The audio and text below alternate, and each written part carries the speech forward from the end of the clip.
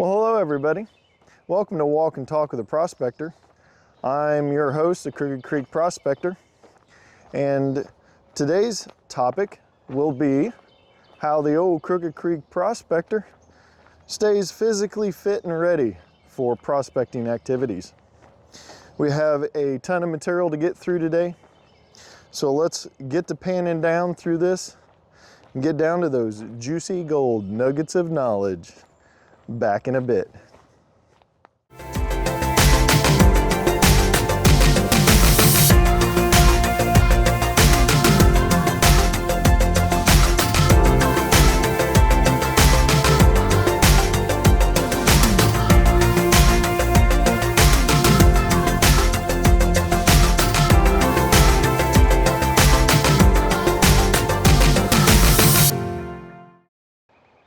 Well, hello. This is Will, the Crooked Creek Prospector, and today's topic is on how the Crooked Creek Prospector prepares himself physically for prospecting activities in the field. And more specifically, today's focus will be on gold panning. I will have more videos out on how I prepare physically for other prospecting activities, but today is gold panning. And we are going to switch back and forth between prospector, or walking with a prospector, and the gym prospector. So, primarily, I want to focus on stretching and exercises that help build your body to perform the activity better, longer, and with less injury, so you can enjoy your prospecting more. You come out of the field that day a little happier because you don't feel as bad, you have less injuries, and you're ready to get back at it the next day. And heck, this might even help get you more gold, you know? The longer you can perform the activity, the more enjoyable it is. You can get you that extra pan or two, and who knows, that one extra pan might get you that big old nugget you're looking for. So, we're going to be focusing on, again, stretches and exercises that I do to help prolong and make my prospecting happier. So I think we'll step into the gym with the Crooked Creek Prospector next to talk about stretches. Be back in a bit. Well, hello. I'm the Crooked Creek Prospector, and we're in the gym. We're going to go over some stretching that I do. I've incorporated a lot of these into a daily exercise and stretching routine that is tailored to me and the things I want to do. So one of the things that I find very important, especially for gold panning, is to stretch a lot of your hamstring and your glute area. I find that whenever I'm bending over doing a lot of the gold panning exercises, you really work your glutes, your hamstrings, your glutes quite often. So it's best to stretch those when you can. I think it's a very good idea to, if you're going to do a lot of gold panning or any type of work bending over, it's important to get a good stretch, and the better or more often you can stretch those, the better you'll be at the activity. So depending on how I feel that day, but sometimes I'll sit on the floor, stretch my legs out flat, and reach out and grab my toes. Other times I'll just simply bend over and stretch. Try to keep your legs straight and try to touch the floor. Sometimes I'll wave back and forth just to work the stretch.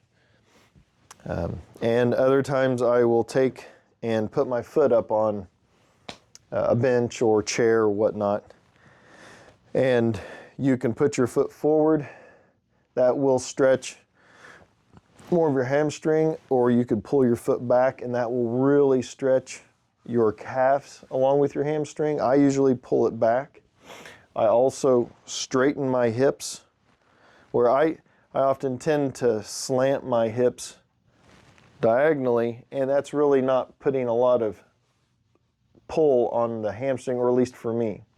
So as soon as I straighten my hips and pull my foot back, I really feel a lot of tension, and just I let it hold. So I really work at that daily because I know that's a sore spot for me. I stretch calves.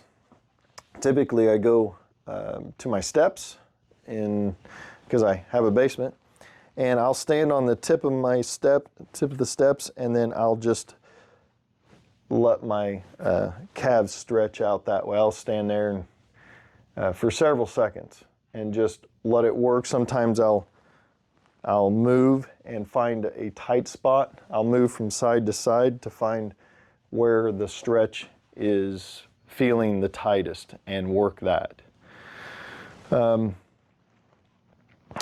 I also use bands.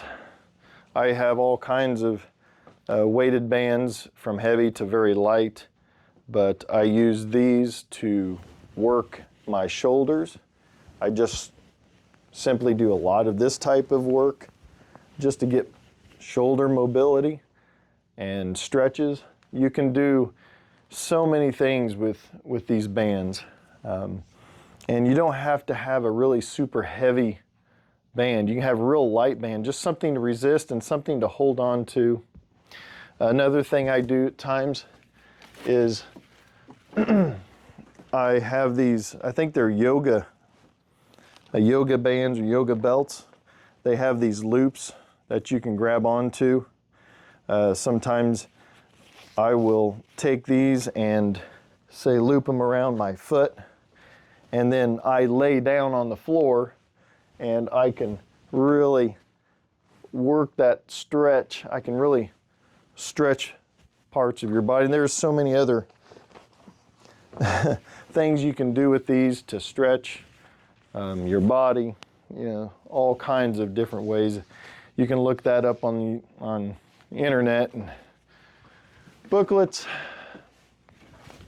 Another thing I do quite often is these smaller resistance bands. I got a fabric band here that really feels good on my legs. Usually I'm in shorts when I work out, so these feel more comfortable on my legs and arms. But I'll often put these around my legs and work. That's more of an exercise though, but you can use it in some stretches. But I also have rubbery bands too. And foam rollers. Oh my goodness. I couldn't live without foam rollers. I love these things, especially on my back. I primarily use these foam rollers. I'll lay on the floor and I'll roll over the lower back to upper back, and I will bend back. In fact, this is important enough to where I think it's worth a small demonstration, but often I'll roll like this, and I usually can pop my back, and I'll find the tender spot, usually down low is where I find a lot of tender spots on my back. That helps tremendously working out any tight spots in my back. And there's so many other variations you can use. You can roll it on your side of your leg. I've done the foam roller for years, and it has helped out immensely. So those are the basics. I could give a lot of specific stretches, but there's so many out there that really I tailored these to me. And I think whatever works best for you and wherever you feel tight. So when I'm bending over panning, I'm working a lot of my lower back, so the foam roller would be great. I use that a lot. I'm using my shoulders a lot for the panning, so I'll use my band and work the mobility in my shoulders. I will also, like I mentioned, the hamstrings. So you're bending over, you're doing quite a bit of this, and as you move the pan around, you're moving your legs and everything else. So it's good to stretch your your hamstrings, your calves, even your quads, your glutes. All that is very important to prolong your panning. So that's all I have for stretching. So I'll let you get back to the walk and talk with the prospector, and then I'll see you back here for some exercises, especially the main exercise I do to help with gold prospecting or gold panning. See you in a bit. Well, welcome back. Next, we need to discuss exercises. I have one special exercise in mind that I've found really helps. At least it helps me. Because typically you want to gear your stretches and exercises around the activity you perform. And gold panning, you can do that in several ways. You can stand up at a tub, you can sit, bend over in a chair or whatever. But I'm going to focus on preparing for the worst case scenario. That is bending over in the creek with a gold pan full of material you're working. And with that said, I've been out in the creek and I've weighed a pan. For me, one shovelful is about 10 pounds-ish in the pan. Pan weighs like 0.08 pounds or some silly thing, but, or at least the Mind Lab XP.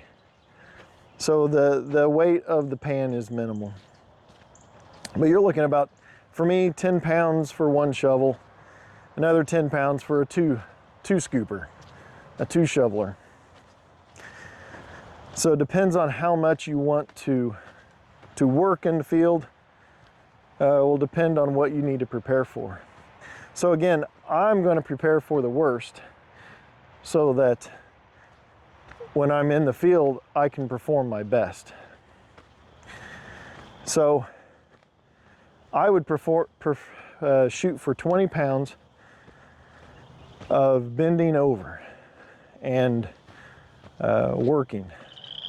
So the best way to physically prepare for an activity, build muscle, endurance, is perform the actual activity itself. However, you can't always do that. I have a life, I have a job, I can't always get out on the creek every day just to build my strength and endurance and gold panning. So you have to find realistic alternatives like exercises that mimic the activity as much as you can.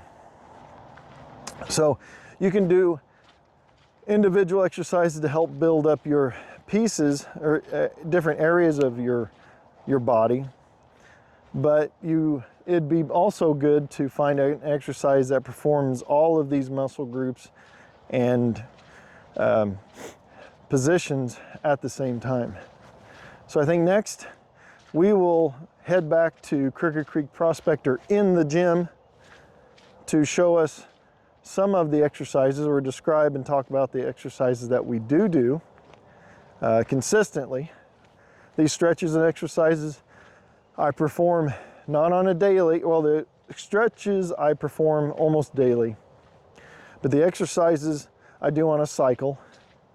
But as long as you cycle them in and perform them, help build up your strength and endurance, your gold prospecting will be all the more enjoyable. And who knows, that might help you get that extra pan or two that you can find that big old juicy nugget, or flour gold, which is what I would find. So we'll be back in a bit. Welcome back to the gym. This portion will be the exercise for gold panning. And it's good to incorporate both stretches and exercises geared toward activities you're doing out in the field. So I'm going to lay out a few specific exercises that I feel are really good, the ones that I do, and ones that you don't have to lift a lot of weight. Out in the field, I think I've said it a few times already, if it wasn't recorded on video, but for gold pans, bending over and panning in the creek, brook, river, stream, whatever you want to call it, your worst case scenario would be bending over and doing this activity. And as far as weight, one scoop for me is about 10 pounds. 2 shovelfuls or 2 scoops would be 20 pounds. So that's what we need to build up to.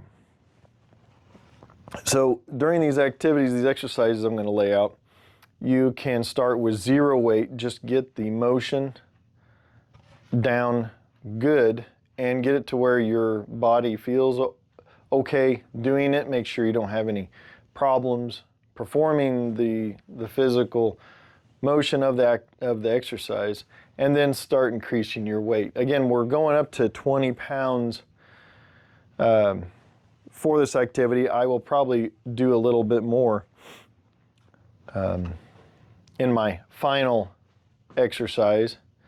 But a few exercises I would start off with to build up to this would be your basic deadlift. That is a very powerful move that works a lot of your hamstring, your glutes, your lower back, some of your quads, just an all-around powerhouse of a exercise. And you can stand upright, bend down, you can bend your knees slightly. You can just I always act like I'm picking up a bar and then come up in the straight vertical position. Then you can start adding weight. You can even, if you want to reenact a pan, if you don't have any weights, you can have a pan with you and add weights inside of it, whatever you want. But you can lift this motion for a deadlift. The next exercise would be a Romanian deadlift, which is basically a deadlift at half the movement. So you bend your knees slightly, and you come down below your knees, focusing more on your hamstrings and your glutes. So maybe you're in some water that's above your knees if you got some waders on, and you don't have to bend over so far. Romanian deadlifts would be good. One I forgot to start with is squats. That's another one. I have some knee issues, so I don't perform these all the way down. But I will incorporate a version of squats. And stretching is very imperative, for me at least. I have a lot of special stretching moves for my knee, but for squats are very good. Then you can get into some specialty Romanian deadlifts, the single leg deadlift where you can take a weight. I'm going to grab just a 10-pound weight, and you can say we're going to stand on our left foot. You want to put the weight in the opposite hand. So I'm going to stand on my left foot, put weight in my right arm, and then and this really works a lot of balance and a lot of stability. Plus your hamstrings, your glutes in both legs. So you could stand there, balance, dip down, and then come back up. You're working a lot of your glute muscle in your right arm, or right leg, and your hamstring with your left, and you can switch it up. And it also, like I said, a lot of balance, a lot of stability goes into keeping yourself in that position. You don't need a lot of weight for that. And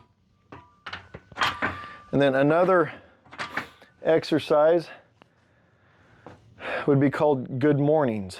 I don't do these very often, and some people aren't big on these because you want to make sure you don't have any back issues, but this could help. And if you do no weight, you're probably fine, but you stand upright, and then typically you'd have a bar of weight, but in this case we're not going to do any weight. We're just going to bend slightly at the knee and then hinge at the hip and go up and down. These are good mornings. And that's all there is to it. You can always add weight, but there's a lot of, it's similar to panning, but in this case, you're just bending at the hip. You're not really moving your knees. So that works a lot of your lower back, your glutes, and your hamstrings.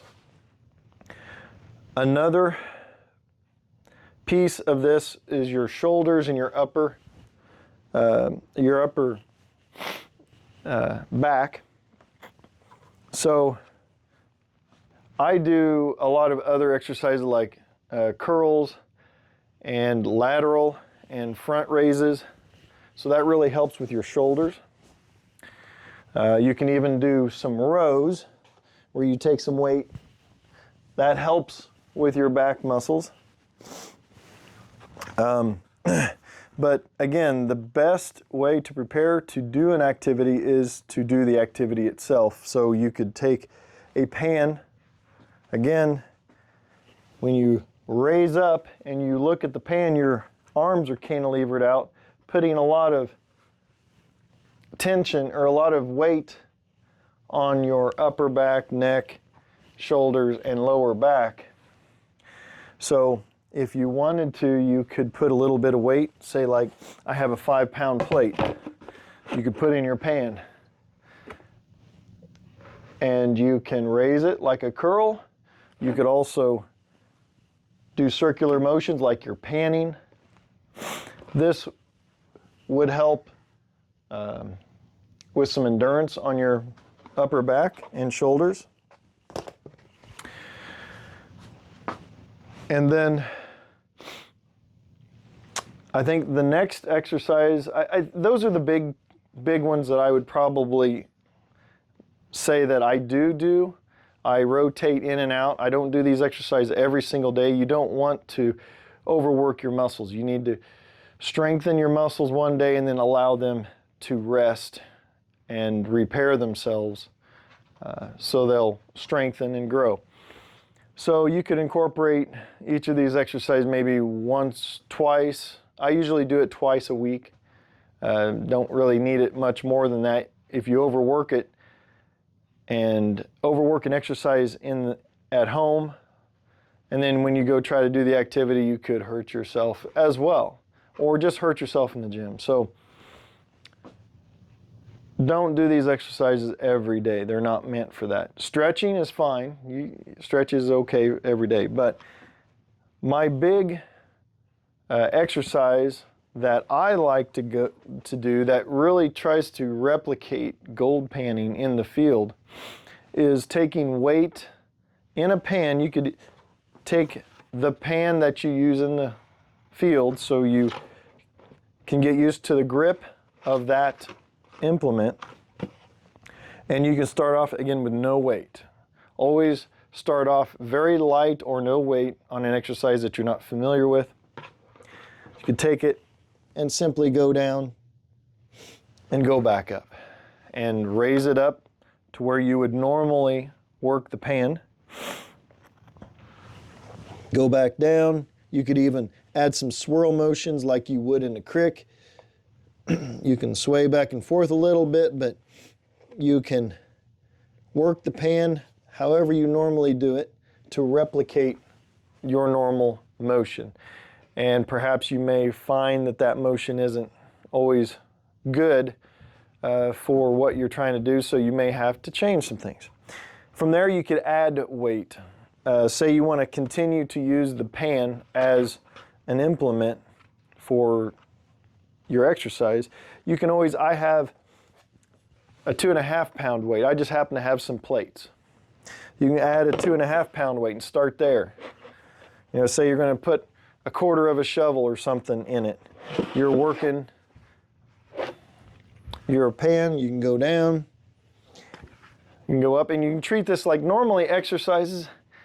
They do anywhere from 8 to 12, 15 repetitions of that exercise in one set, and usually they'll do 3 to 5 sets, depending on how you feel and what you want to do.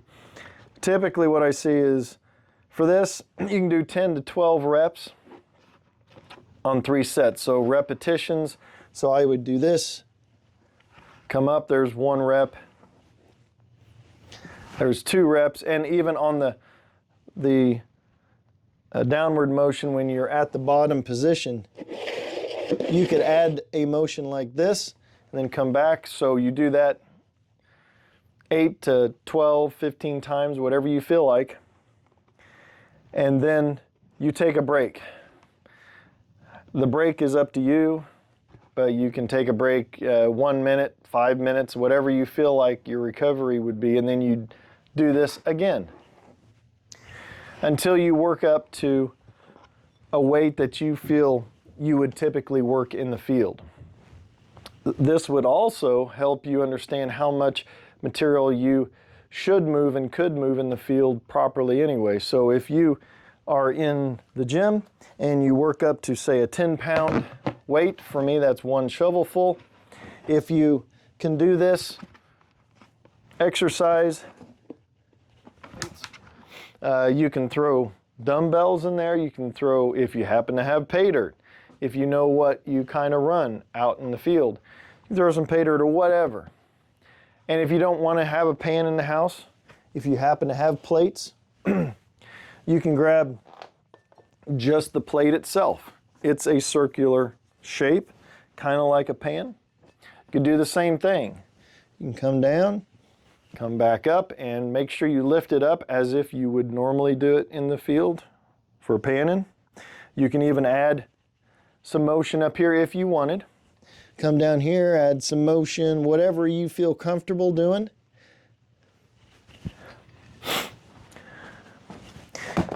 And ultimately, I would, when I would do this, I got a 25-pound weight that has a nice little grip, and I would do that motion with this. So that's 20 pounds of material from the crick, and I figure an extra 5 pounds for the gold. So I would come down, I would rotate the pan, I would even do this a few times, come back, do another circular motion in the other direction. I would come up, lift it, and that would be my 1 rep. If you can get up to 25 pounds and do that consistently, say twice a week, that will prepare you very well. You'll still have some a little tightness as you're working in the field, because these exercises, you're only doing them if you'd follow what I would do. You do what? Let's say 15 reps times 3. That's 45 motions of the activity. Whereas in the field, doing it all day, that's hundreds, possibly. Just however you feel. But this would, over time, help build you up to at least make that day when you go out more comfortable and decrease the amount of injuries. It won't prevent everything, but it'll help decrease them. It will help increase your endurance and your strength. And it's an exercise that is performed in the same motion and likeness of the actual activity in the field. So I don't have a name for that exercise. I really need to come up with a name. Maybe you in the comments would have some good ideas.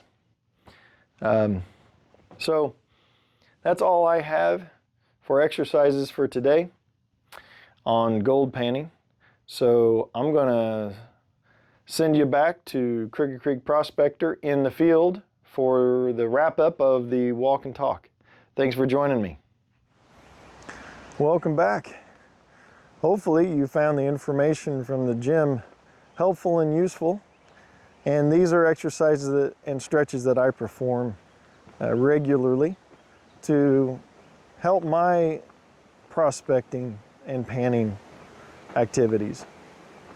So I do these to help prevent injury, to help build my endurance and my strength for a hobby that I absolutely love to do. Because the last thing I want to do is go out in the field and pan a few times and then be absolutely wore out and sore. I want to go out and enjoy myself. And heck, the more pans you do, the better. Maybe get a little bit extra gold. So thanks for coming with us today on our walk and talk with a prospector. And hopefully you got some golden nuggets of knowledge out of this video and it was useful. Thanks for watching. We'll see you in the next video.